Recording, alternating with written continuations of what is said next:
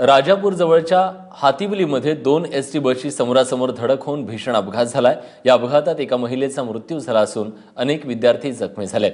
तर मुंबई गोवा महामार्गावरील वाहतूकही या अपघातामुळे विस्कळीत झाली। जुवाटी राजापूर आणि विद्यार्थी स्पेशल एसटी गाड्यांमध्ये हा अपघात झालाय।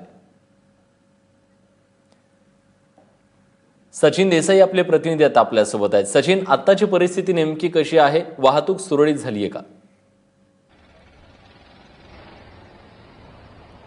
मुंबई गोवा महामार्गावर राजापूर जवळच्या हातिवलेजवळ महामार्गावरच हा अपघात झालाय। राजापूर शहरातून जवळ असलेल्या मराठे महाविद्यालयातील जे सगळे विद्यार्थी एसटीच्या बसमधून महाविद्यालयात चालले होते, 40 ते 45 विद्यार्थी या गाडीमध्ये होते, अन्य प्रवासीही होते आणि या गाडीची आणि जुवाटी राजापूर या गाडीची समोरासमोर महामार्गावर टक्कर झाली आणि यानंतर हा महामार्ग पूर्णतः वाहतुकीकरता बंद झाला।